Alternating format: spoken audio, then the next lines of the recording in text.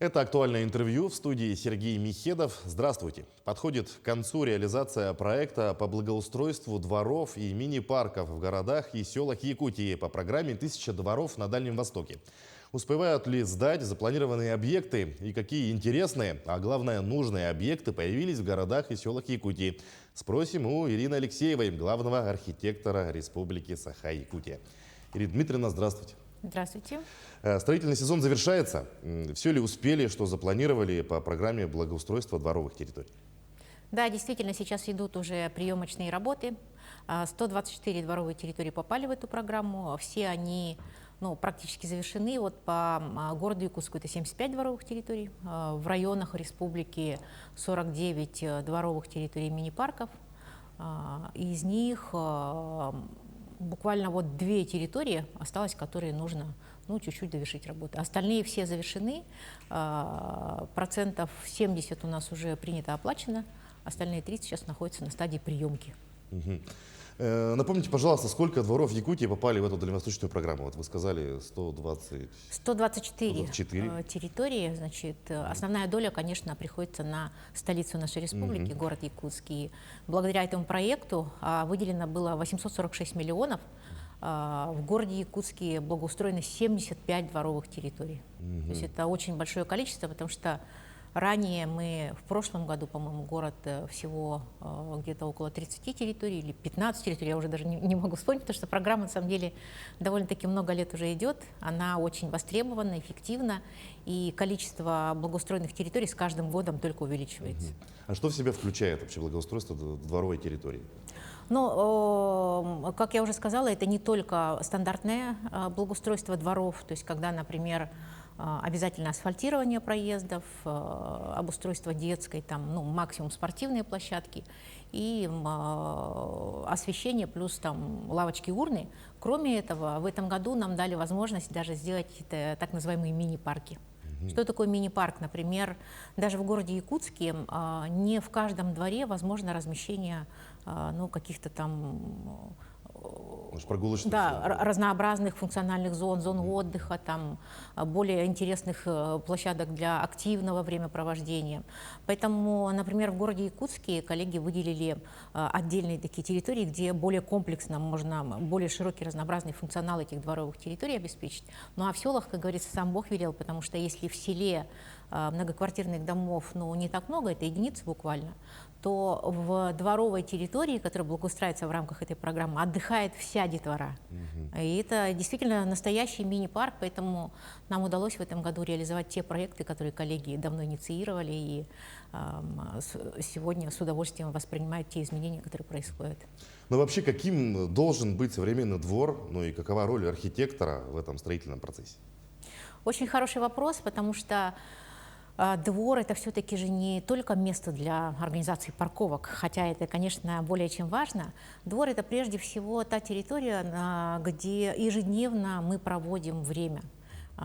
Просто выходя на работу, приходя с работы в родной дом, мы все равно проходим через двор. Я уж не говорю о маленьких детях, которым нужно ежедневно гулять, или о наших пожилых жителях, которые должны просто дышать свежим воздухом, активно как-то время проводить. И для них двор – это, конечно, такое самое близкое место, и практически это и есть общественное пространство. То есть место, где люди собираются и где проводят время. И очень печально, когда дворы не обустроены. Поэтому сегодня как раз функция архитекторов заключается в том, чтобы сделать более разнообразным функционал этих территорий. Мы во многих проектах благоустроили зону отдыха, сделали очень интересные навесы с каким-то своим самобытным, интересным дизайном. И это очень практически на корню меняет вообще подход к обустройству дворовых территорий. Например, какие интересные проекты можете выделить?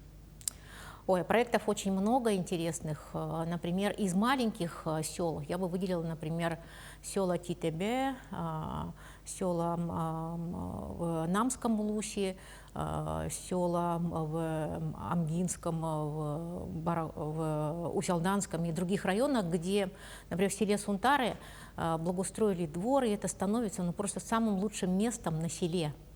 Например, вот в этих проектах, где у нас архитекторы проработали именно мини-парки, Там самое удивительное, что, мне кажется, это лучшая практика вообще сегодня в России, когда мы в Республике Саха-Якутия даем возможность нашим молодым архитекторам, дизайнерам выразить свое творчество в этих проектах. И там практически в каждом дворе есть уникальные малые архитектурные формы, отображающие самобытность и какую-то индивидуальность села. Например, в селе Титебе предварительно был разработан дизайн-код, и в разработке этого проекта участвовали студенты Арктического института искусств и культуры, и специально проводили исследования с жителями, искали их какой-то культурный код, изучали историю этого села, и те материалы, которые были проработаны, они как раз вошли в этот проект, и сегодня в селе Титебе, маленьком, где население, там, по-моему, около 1000 человек, значит, благоустроен мини-парк, где и цветовая гамма совершенно другая, современная, и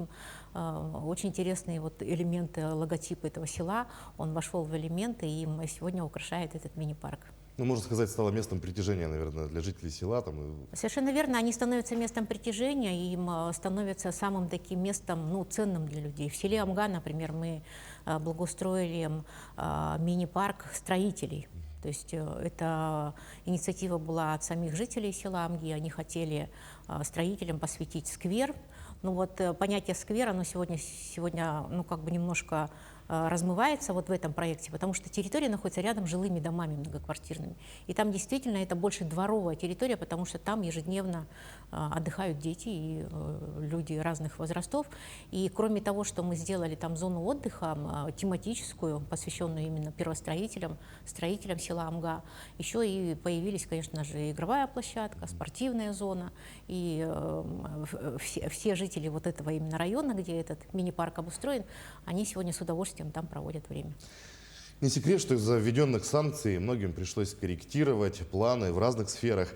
Как обстоят дела у вас по качеству оборудования и работе с подрядчиками?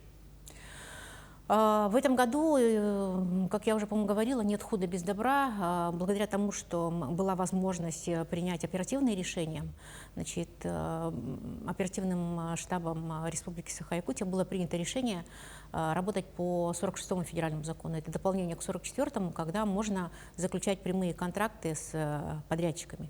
И благодаря этому у нас практически во всех населенных пунктах работали местные подрядчики. И что удивительно, это показало очень хороший положительный эффект, потому что люди, работая у себя на родине, просто не могут работать плохо. У них ответственность, они понимают, что это их дети, это их родные люди. И качество проектов в этом году гораздо выше, чем мы делали ранее. Ну и закупки стали проще, соответственно. Ну, закупки, само собой, во-первых, это сроки сокращаются, во-вторых, уже ты понимаешь, что приходит подрядчик, который не подведет тебя.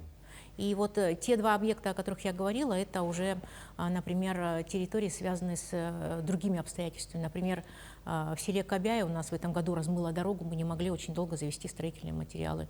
Или, например, в селе Серебряный Бор возникли некоторые чрезвычайные обстоятельства, вдруг обнаружился подвал на месте планируемой спортивной площадки, пришлось на ходу менять и проектные решения, и пересматривать те виды работ, которые производились. Многих интересует, как можно попасть в программу, ну и будет ли она продолжена в будущем. Да, хочу сообщить, что мы получили информацию буквально на днях, на этой неделе, что программа будет продолжена. Средства уже не в таком большом объеме, но будут выделены где-то около 400 с чем-то миллионов. И мы уже сейчас готовим сбор заявок для муниципалитетов. Для этого нужно, конечно, иметь проекты, их готовить, проходить экспертизу сметной стоимости, обсуждать с жителями, выбирать территории. И как раз до конца года мы эту работу готовы провести. Лучшая дворовая территория. Такая номинация есть в архитектурной премии ЕГЭ. Сколько заявок поступило? Вообще у нас на премию поступило очень много заявок. Вот сейчас мы, кстати, подключили студентов, архитекторов, кафедры архитектуры Инженерно-технического института нашего университета, которые готовят нам такие специальные шаблоны для работы экспертной комиссии. 179 заявок на сегодня, но мы продлили сбор заявок до 1 ноября, и как раз по дворовым территориям сейчас формируются дополнительно заявки. То есть порядка 20 у нас поступило, но понимая, что программа очень обширная, мы сейчас ждем как раз заявки от города Якутска, от города Мирного, от города Неринга, где благоустроено больше всего дворовых территорий.